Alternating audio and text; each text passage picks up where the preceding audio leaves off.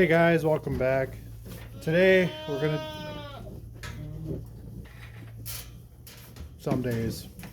We're gonna do a goat update. I haven't talked about the goats. I've tried to. Stop it.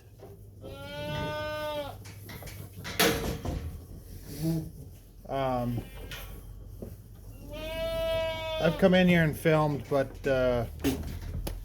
I never really finished the video or anything, so we just kind of eventually just throw it out the window. But we have, I believe, 18 kids on the ground, with four or five left to kid. So lots of, and I mean they're getting close to a month and a half, 2 months old here.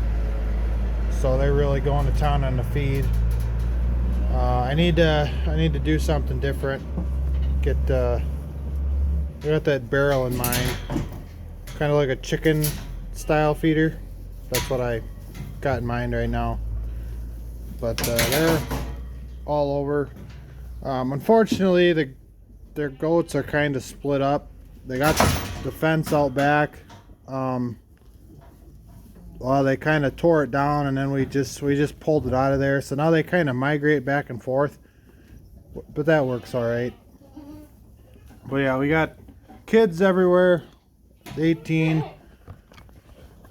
Hasn't been a great year. We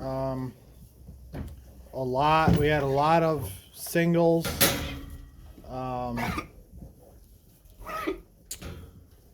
A lot that were kind of, I want to say born dead, but I think we had a couple of them. It just, kind of a rougher year. But like I said, we got 4 or 5 more, so hopefully they turn out all right. See, what we did is we threw the one buck in, and then I think it was about this time in the breeding stage where the other buck managed to get in the pen, and after thinking about it, instead of pulling him out, I left him in there to hopefully kind of clean up anything that wasn't bred, because I figured by then, if they weren't bred, if the second buck can't get them, then obviously they're not something's not sticking, and it might be time for them to go. So, but today we're gonna throw some bedding down in here. It's kind of wet. We've had actually had a bunch of rain overnight. That doesn't really affect it, but the moisture in the air does. So we're gonna, I think I got enough straw upstairs, so we'll see. We'll throw that down, and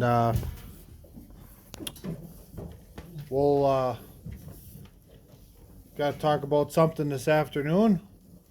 And we also have, I got to walk over there, but we also started calving. My cows, I got 1 calf so far. So we'll go over there and look that over. So I don't know if I've ever had you guys up here upstairs in the calf barn, but this is it. Not much fancy, I guess. We got a couple holes. We got a hole over there, and I put a hole back there. Used to fill this full of small squares, and when I fed hay. And recently, in the last couple of years, with the big square balers, we actually cut a hole here so I can fit. At the time, we were putting like 6-foot bales up here, and we got our little fancy cart there that's got wheels on. We could roll the bale wherever we want it and dump it off. Recently, I haven't been feeding much hay. I've been feeding that baleage, so we haven't put any hay up here, but we shove some straw up once in a while. I stick it up in here the long way usually. So this is what we got. I'll have to get a new bale up here before the next time. My dad and my grandpa used to blow this full of, or at least that corner, that half pretty much was always full of corn stalks. And I remember doing it like once as a kid. And then me and my brother actually pitched it all out. When we quit using this for calves, we pretty well pitched it out. And then a couple years we filled it full of small squares.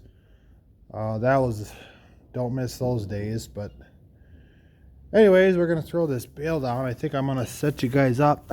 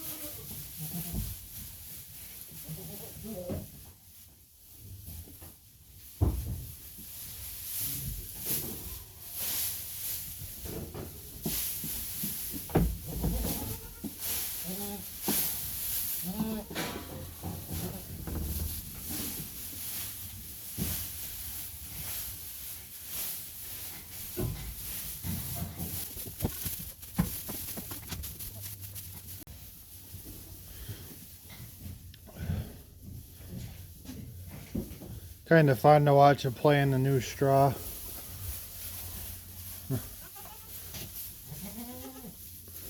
You get all crazy like.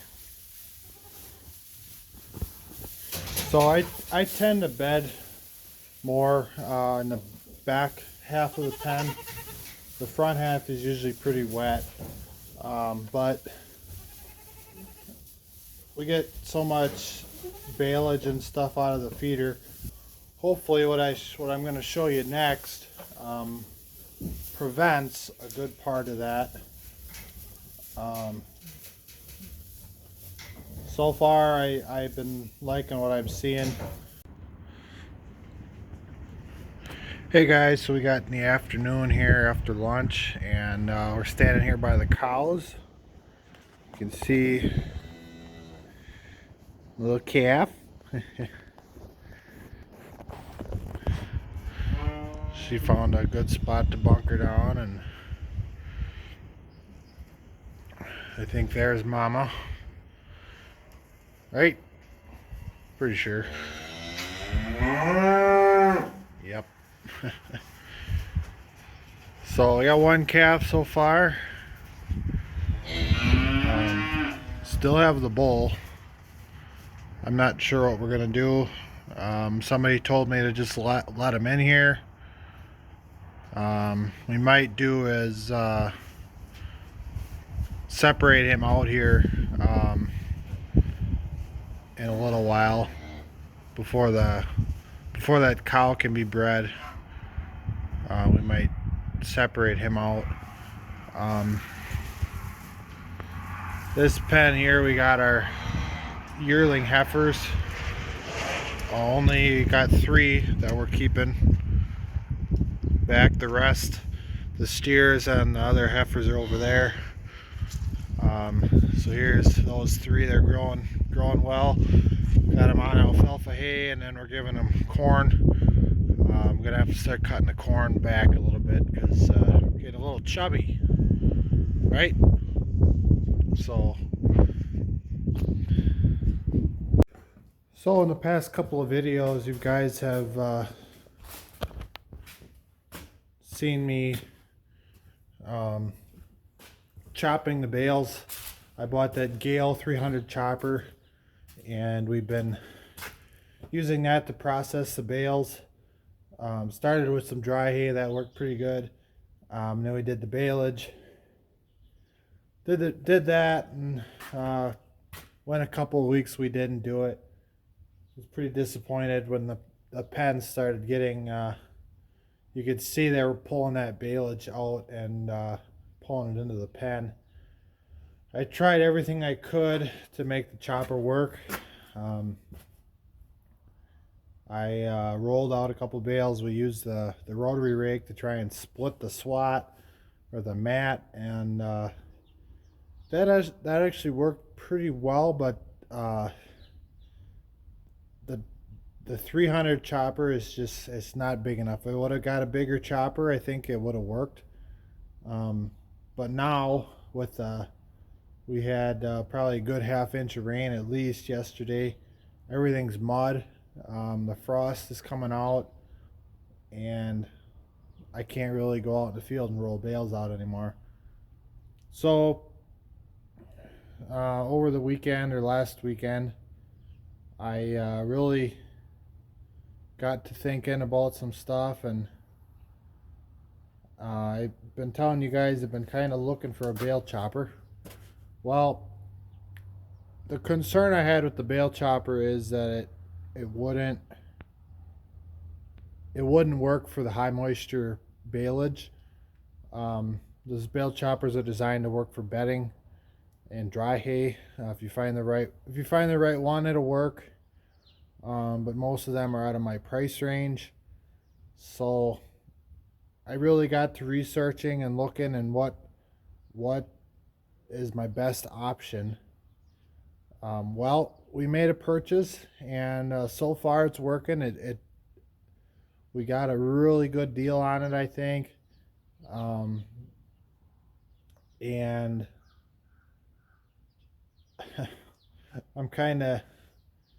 we're still getting used to it, I guess, but it does a good job.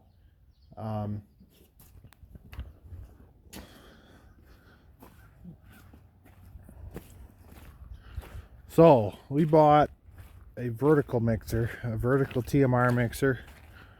This is a Trio A 1200. You could say it's seen better days, but I got it for a really good deal. The guy had it listed quite a bit higher than what I bought it for, so we kind of got him down a ways. So yeah, one thing I know, well, normally you see these with the chain conveyors. This one has the belt. I like that because a lot of times when you're looking at them, the chains are wore out. This belt, I don't know what the belt costs to replace, but it's in good shape.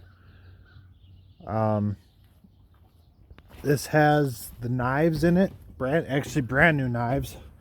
It has. You can see around the screw here. So basically it rotates around, and there's these little fins that they're adjustable, but they're set, actually right now they're set just on their, I guess you can't, the least aggressive would be all the way out, but we got them on the first one. That's where the guy had them set. I think I'm going to leave them there. Probably should be all the way in, but it is what it is.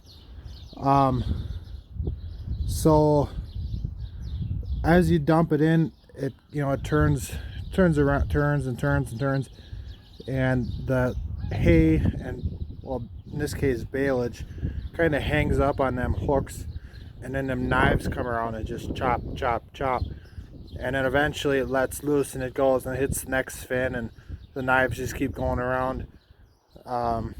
What I've read is if you let this run long enough, it'll chew it to a powder. I'm not gonna find out. I stick to that, 3 to 4 inch, maybe a little shorter. Seems to be, basically I'm trying to chop it down. We're trying to chop it down from that 20 inch or whatever it is out in the field, probably good 24 inches. So we're chopping that down to a smaller size.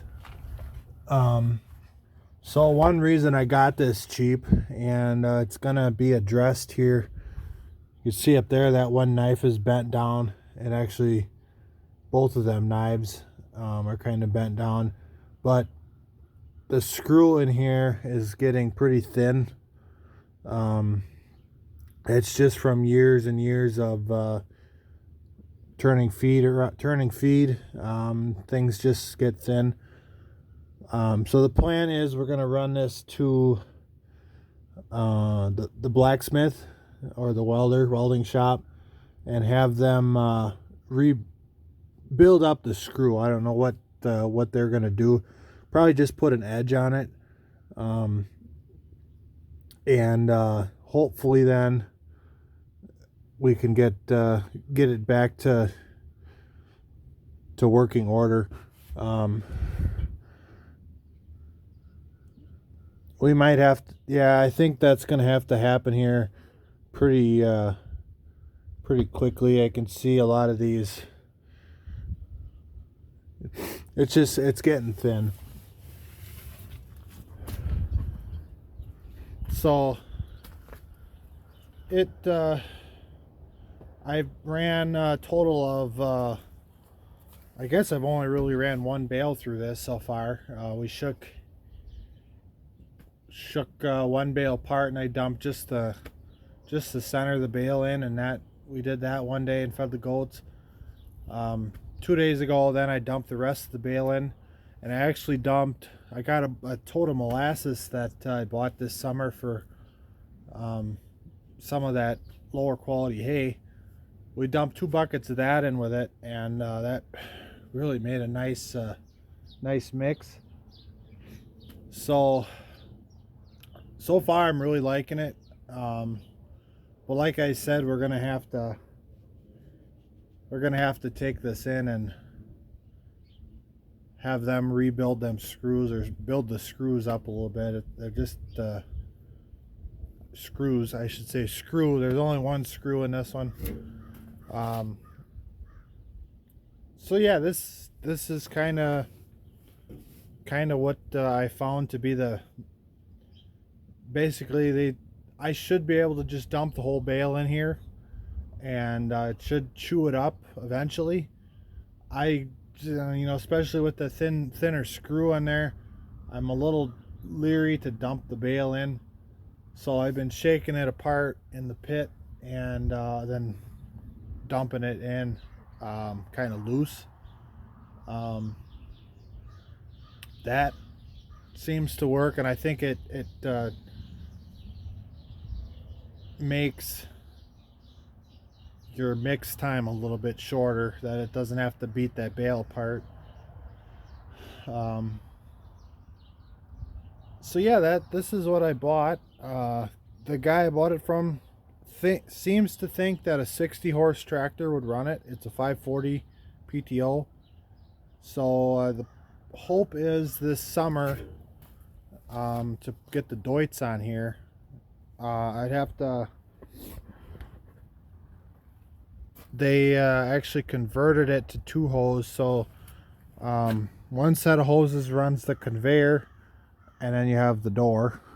This used to be that you could run it on one hose, and there's a block here to flip your flip it, so you could pull a cable or something, and then you could open the door and then pull the cable back, and then it'll run the conveyor. So that's one hurdle we got to get over. You can buy them little blocks to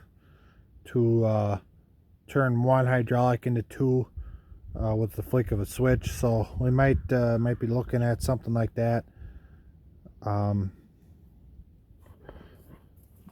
So I plan to use this pretty well all summer if I can. We're gonna figure out some sort of mix to supplement the cows. I'm figuring corn stalks, maybe a little dry hay. Before I was kind of limited, just dump a bale out there. Now I can kind of play around a little bit. We can maybe dump a bale of corn stalks in, and I got that molasses. That molasses seems to work pretty good. Maybe jump a little dry hay in, you know, something to that effect. We could dump grain in if we really wanted to. All depends on you know, what we decide to do. But so anyways, I got a little long-winded here, so maybe next video we'll show using this. I plan to use this today yet. I don't like how them knives are bent down, but I don't think it'll bother too much today. Before this week, we'll go talk to him. We got to take one of our disc binds in to be welded up, so we'll talk to them and see if they could do this for us, and we'll get it fixed up. And then for the most part, there's not a whole lot to this machine.